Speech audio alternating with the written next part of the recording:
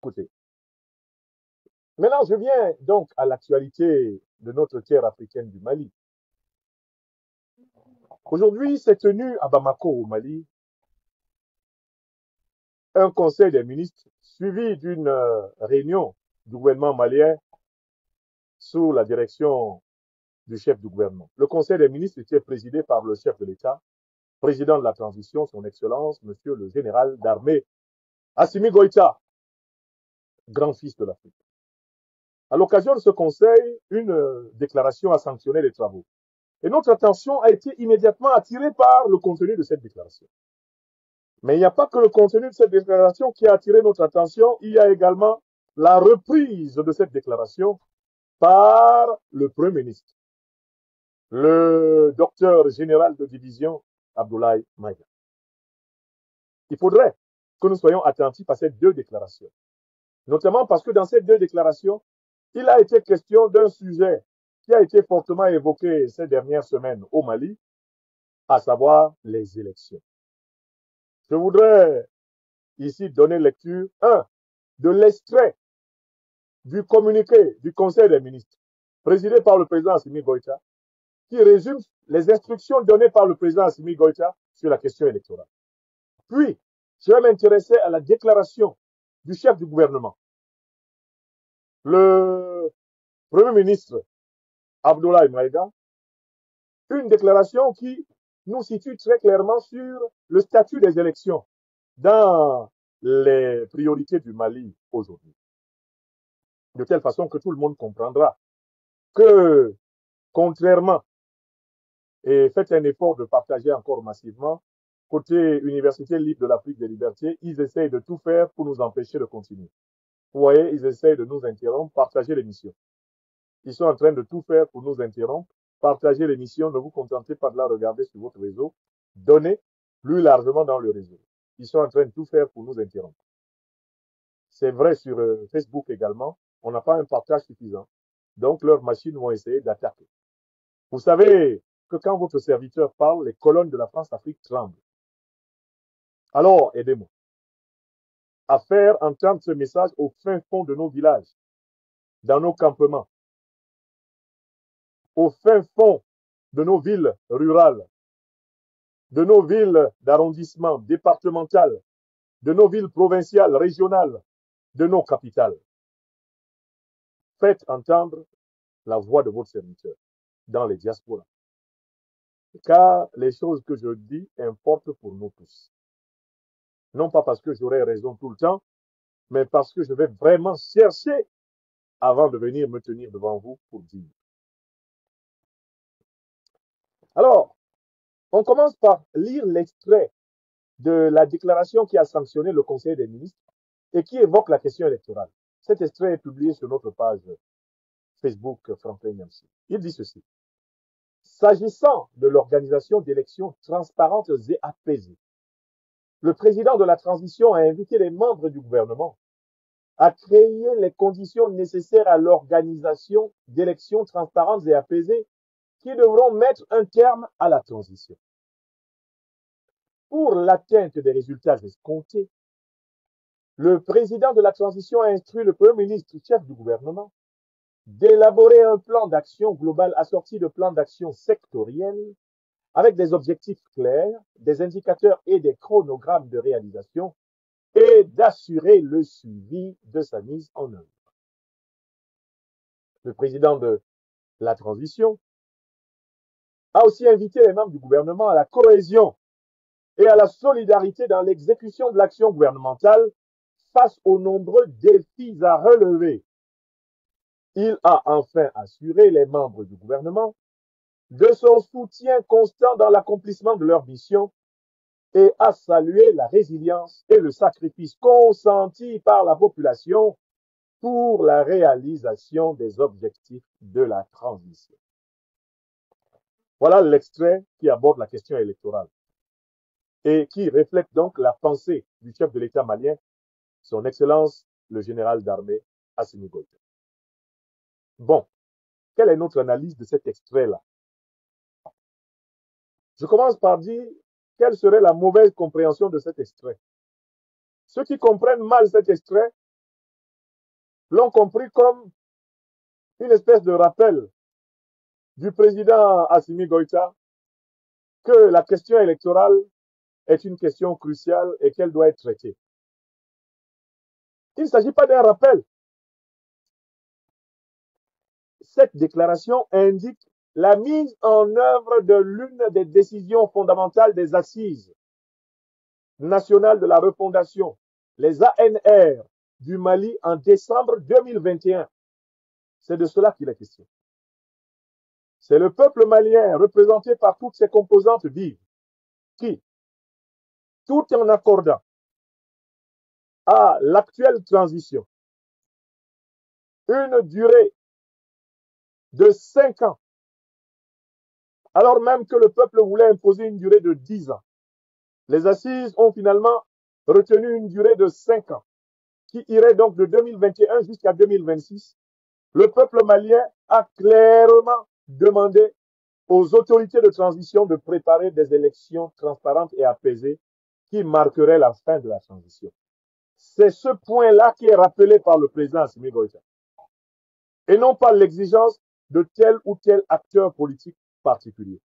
Le point de vue des acteurs politiques particuliers ou singuliers ne prime pas sur celui des assises nationales de la refondation du Mali qui ont fixé le cap. Donc, il faut déjà se débarrasser de l'idée selon laquelle le thème électoral serait un cheveu dans la soupe gouvernementale, qu'il serait quelque chose de nouveau. Non, il s'agit de la suite, de l'application de la volonté du peuple malien. Et le président Assimi Goïta colle à ce que le peuple malien lui a demandé. Mais il dit que le peuple malien a demandé de créer les conditions nécessaires à l'organisation des élections. Et ce qui est important ici, c'est créer les conditions nécessaires à l'organisation des élections. Et quelles sont les conditions nécessaires à l'organisation des élections? Mais la première des conditions, c'est la paix et la sécurité sur la totalité du territoire national. La réduction massive des menaces majeures qui peuvent peser sur la paix et la sécurité et empêcher les Maliennes et les Maliens de choisir en âme et conscience librement leurs dirigeants. La paix et la sécurité sont une condition fondamentale, car les élections sont une occasion pour le peuple malien d'exercer sa souveraineté. Or, qui dit souveraineté dit disponibilité pour l'exercer, et on ne peut pas imaginer que le peuple malien ait exercé sa souveraineté alors qu'on est en train de menacer le peuple malien à Tinzaouatchen, alors qu'on essaye d'infiltrer à travers les organisations humanitaires le territoire malien, alors qu'on essaye par tous les moyens possibles d'organiser des coups d'État, alors qu'on essaye d'attaquer Bamako comme on l'a fait, eh bien, encore il y a quelque temps, au mois de septembre, eh bien, on ne peut pas imaginer que le peuple malien soit déjà optimalement dans les conditions qui permettraient l'organisation d'élections transparentes et apaisées. Donc, la sécurité et la paix, pour lesquelles, il faut le dire, le régime du président Assimi Goïta a apporté plus que tous les régimes qui se sont succédés à la tête du Mali depuis l'invasion de la Libye en 2011. Donc, quand il parle des conditions nécessaires, il faut penser également aux conditions économiques. Il est hors de question pour le Mali que ces élections soient financées par une puissance étrangère, car celui qui paye commande. Par conséquent, le Premier ministre a la responsabilité, à la tête du gouvernement, de réunir toutes les conditions pour que les élections maliennes soient financées par les Maliens. Qu'il n'y a pas une affaire dedans de « Oh, le FMI a donné combien? La Banque mondiale a donné tant. La BAD a donné ceci. Et on allait demander un peu d'argent au club de Paris. Et le club de Rome. » Dans les élections maliennes qui arrivent, il n'y a pas une puissance étrangère qui va se lever et qui va dire « Nous avons payé pour que les Maliens aillent aux élections. » Donc, les conditions économiques des élections doivent être réunies. N'est-ce pas? Troisième élément important, quand on a la paix et la sécurité, on a les moyens de tenir les élections, il faut s'assurer que toutes les conditions politiques soient réunies, c'est-à-dire construire le plus large consensus possible sur les conditions de déroulement des élections, du point de vue de l'explication du processus électoral et de sa mise en œuvre. Donc, cela renvoie ici à la question de la technique électorale, de la mécanique électorale qui sera mise en œuvre. Il faut prendre le temps de l'expliquer au peuple malien, de telle façon que personne ne puisse dire qu'il ne sait pas ce qui se passe et qu'il ne sait pas où on en est. Et le président Goïtia va plus loin. Il dit que toute cette question électorale devra être étalée sur un chronogramme, un plan d'action avec des indicateurs, avec des étapes. Et chacune de ces étapes sera validée publiquement, en toute transparence, devant toutes les Maliennes et tous les Maliens. Mes amis côté Facebook, si vous avez des problèmes de son, je pense qu'il faut tout simplement actualiser la page sur laquelle vous êtes. Vous sortez de la page et ensuite vous revenez dessus. Vous revenez dessus.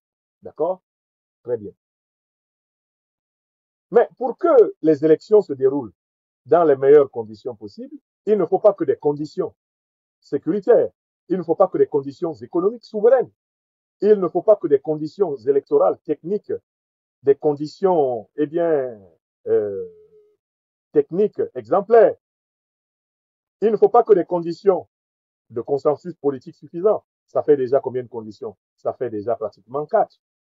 Pour que les élections se déroulent bien, il va falloir que le gouvernement de transition brille par sa cohésion.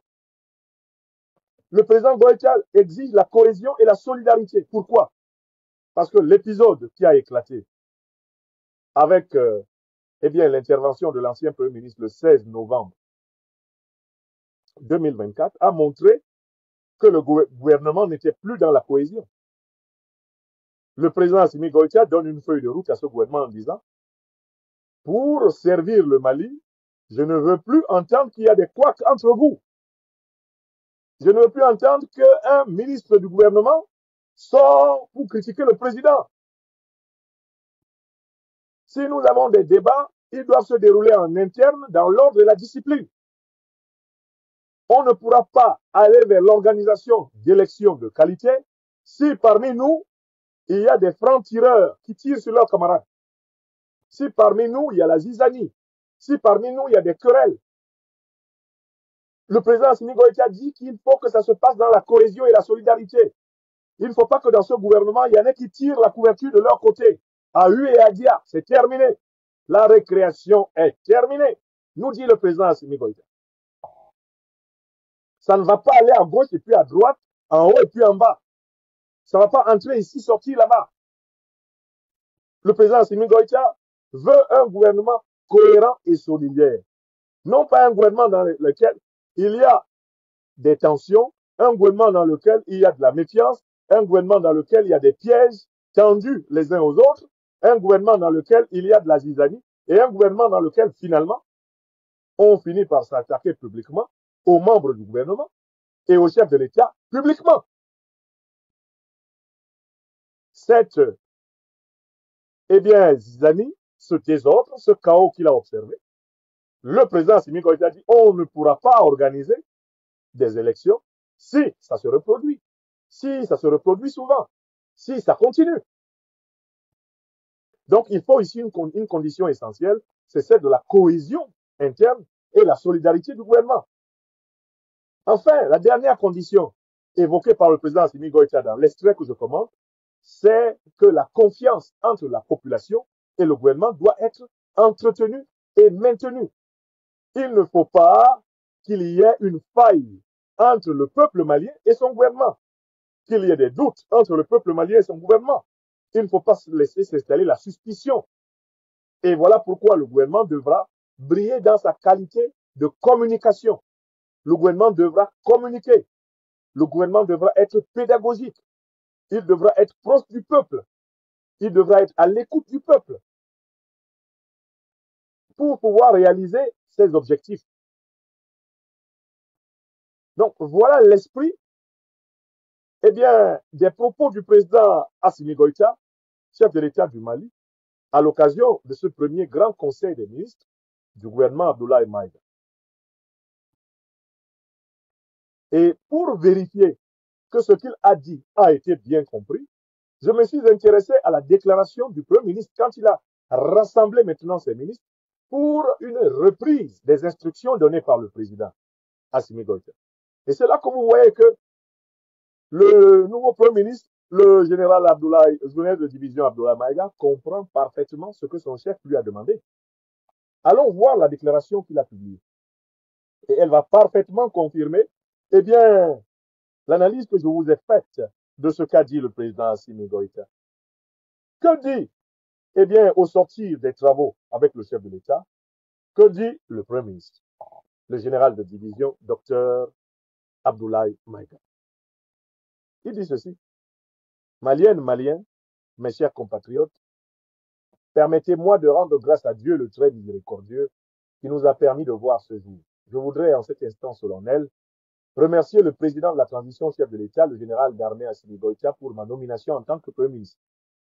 La lettre de cadrage du chef de l'État nous a été remise lors du Conseil des ministres inaugural tenu ce matin. Pour plus de précision, la dite lettre comporte 8 domaines. 8. Premier domaine, la défense et la sécurité. Je reprends une deuxième fois. Moi, je reprends sur ce point-là. Premier domaine, la défense et la sécurité. Une troisième fois encore. Premier domaine, la défense et la sécurité. Deuxième domaine, la poursuite des réformes, notamment le secteur de la justice, pour renforcer la lutte contre la corruption. La poursuite des réformes politiques et institutionnelles.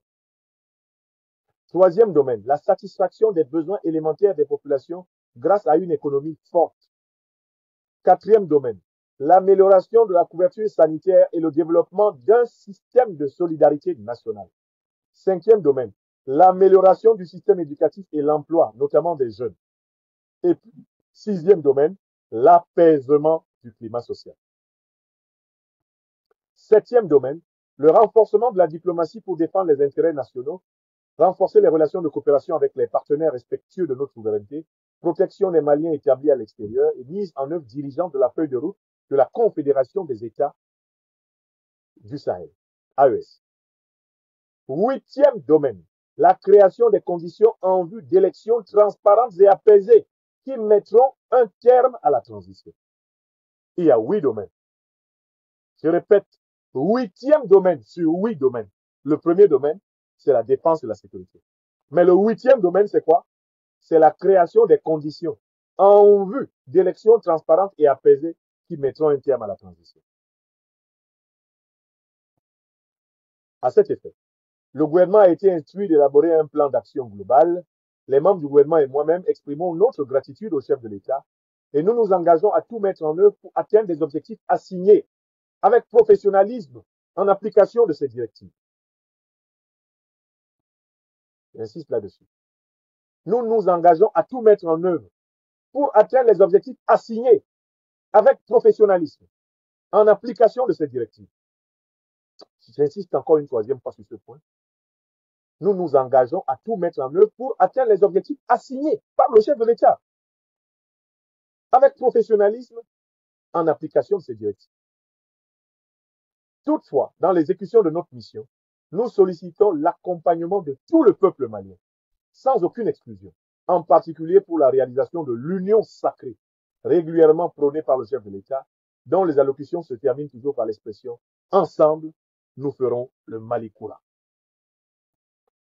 Plus qu'une vision, la réalisation du Mali Koura ensemble est un prérequis sans lequel nos efforts risqueront d'être vains. Il est important de rappeler que la division, la haine, ne profite qu'à nos ennemis.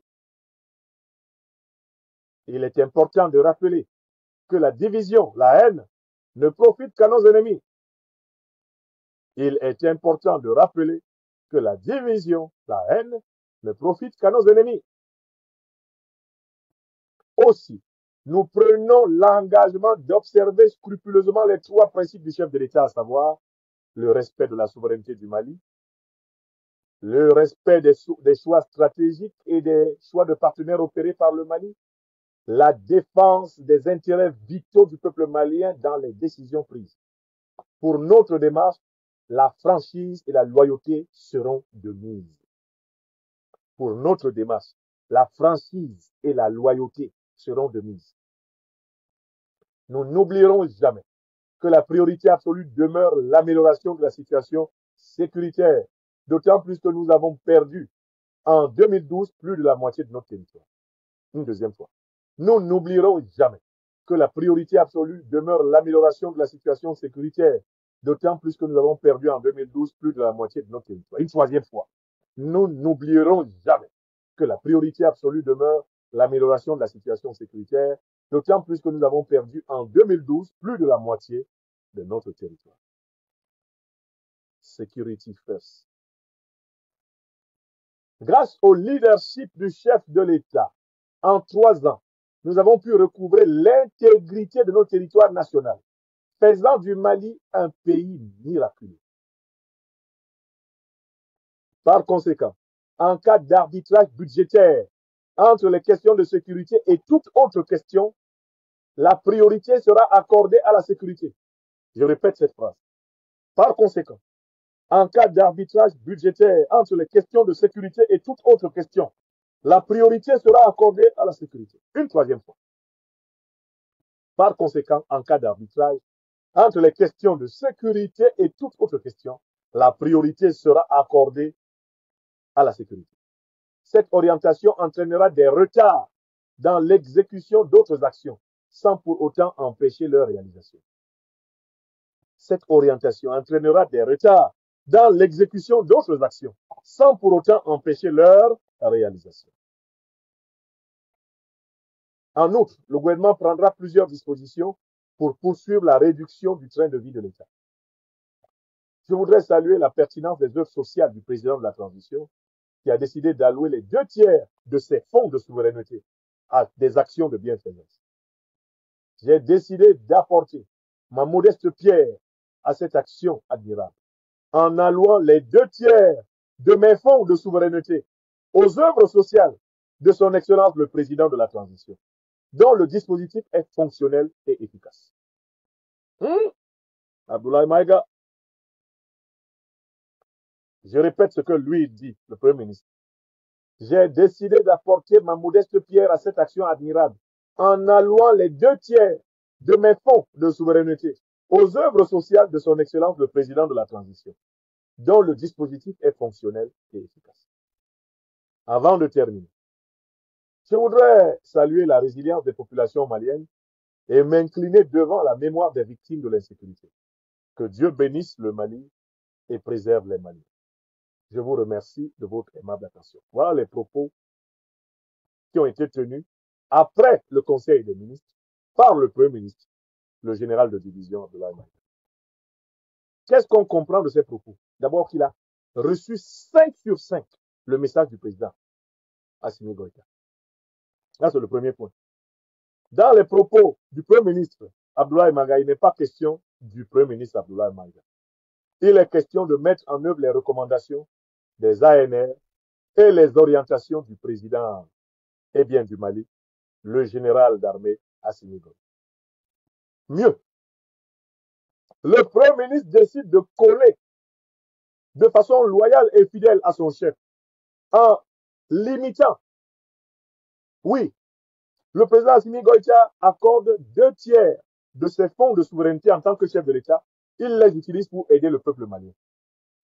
Le Premier ministre a décidé, et ça c'est une innovation radicale par rapport à ses prédécesseurs, de donner lui aussi 2/3 de ses fonds de souveraineté pour soutenir les Maliens en difficulté. C'est un point extrêmement important.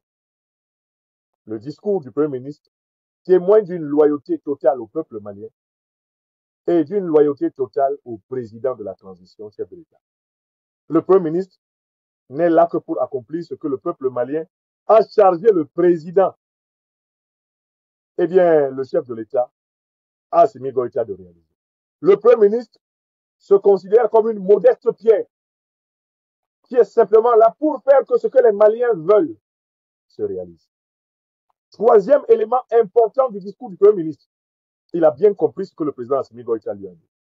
La sécurité passe avant tout.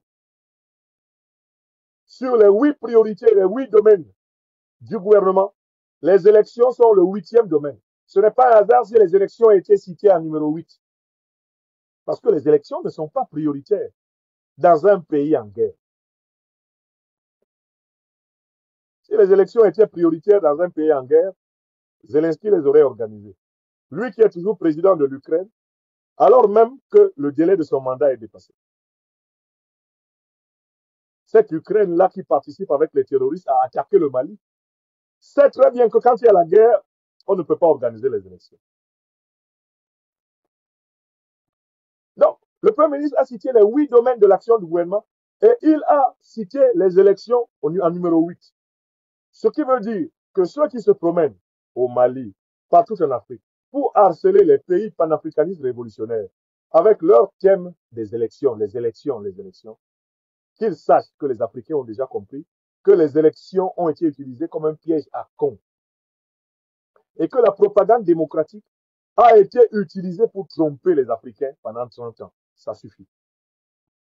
Je rappelle que dans l'allocution du président Assimi Goïta, tout comme dans celle du Premier ministre, je n'ai pas rencontré le mot démocratie. Ils ont bien compris que l'Afrique doit élaborer son modèle politique. Un modèle politique inspiré de ses aspirations, de sa tradition, de sa culture et de son identité. Ils ont dit élection transparente et apaisée.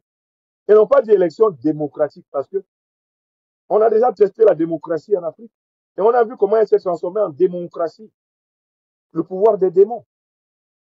On a vu comment, sous couvert de démocratie, l'exacerbation du tribalisme a transformé les partis politiques en organisations de tribus, les unes contre les autres, au détriment du pays. Il est question d'aller à des élections transparentes et apaisées. Des élections financées par le Mali. Il n'y a pas quelqu'un qui va se tenir à l'étranger et dire « Moi, les États-Unis, j'ai donné $1 dedans. Moi, la France, j'ai donné ceci. Moi, l'Union européenne, j'ai donné ceci. » Le Mali n'en veut pas. Ce sont ces élections. Il va les organiser quand les conditions seront réunies. Les élections, c'est le 8e point. C'est le 8e domaine. Et le Premier ministre a rappelé dans son discours que la paix et la sécurité des Maliens sont prioritaires par rapport à tous les autres domaines. Il a aussi rappelé que le gouvernement a la responsabilité d'accomplir les 8 domaines. Mais il y aura des retards sur tous les autres domaines chaque fois que la paix et la sécurité seront menacées. Donc, il s'agit exactement là de l'esprit de l'ANR. Les assises nationales de la refondation du Mali avaient préconisé de ne pas se précipiter à organiser des élections bâclées. Parce que les crises que le Mali a connues sont venues précisément de régimes insuffisamment légitimes, qui étaient issus d'élections bâclées et qui n'avaient pas la confiance du peuple. Dans un contexte même où le peuple n'avait pas la tête aux élections, puisque le peuple cherchait essentiellement à survivre à la menace sécuritaire, à la menace de mort. Le Mali avait perdu la moitié de son territoire. D'où on peut conclure que quand on voit l'allocution, le communiqué du gouvernement à l'issue du conseil dirigé par le président Assimi Goïta, et qu'on le compare à la déclaration du Premier ministre après le conseil des ministres, on se rend compte que désormais, à la tête de l'exécutif malien, il y a une symbiose à 100%. Il y a une cohérence, il y a une cohésion. Le Mali est en ordre de marche pour accomplir ses objectifs. Et nul ne peut douter du professionnalisme, de la rigueur, de la capacité de travail du nouveau Premier ministre et de l'équipe qui l'entoure pour continuer à accomplir ses objectifs. Je tenais donc à commenter non seulement le communiqué du Conseil des ministres, mais également la déclaration du nouveau Premier ministre du Mali, le général de division Dr Abdoulaye Maïga, parce que ces deux éléments de communication nous prouvent que tout est au beau fixe et nous rassurent sur la capacité du Mali à affronter les défis auxquels il est confronté avec un gouvernement renforcé, consolidé, discipliné, un gouvernement solidaire, un gouvernement cohérent. Un gouvernement cohérent. Un gouvernement cohérent. Donc voilà le premier point que je voulais aborder ici. Je voulais saluer vraiment cette qualité de communication, cette convergence, cette congruence, cette cohérence entre la vision du président et la vision du gouvernement qui est placé sous sa responsabilité à travers le Premier ministre. C'est ce que nous voulons. Pour le peuple malien, c'est l'espérance de tous les Africains éveillés. Nous sommes heureux de voir que la cohésion, l'harmonie sont au beau fixe et que le gouvernement malien s'est pleinement remis au travail. Nous lui souhaitons bon vent et plein succès dans l'accomplissement des missions que le peuple malien lui a assignées. Et cette clarté de vision où la paix et la sécurité sont prioritaires dans un monde où l'Afrique est en guerre, cette clarté de vision mérite d'être saluée. De la même façon que le courage de la vérité, la sincérité qui caractérise la communication du gouvernement actuel. Toutes choses qui devraient faire cesser les polémiques, les aigreurs, les jalousies, les querelles stériles dans l'intérêt bien compris du grand peuple malien. Veuillez tout simplement vous abonner et activer la cloche de notification pour ne rien rater. Retrouvez KDV Africa sur YouTube, Facebook, TikTok.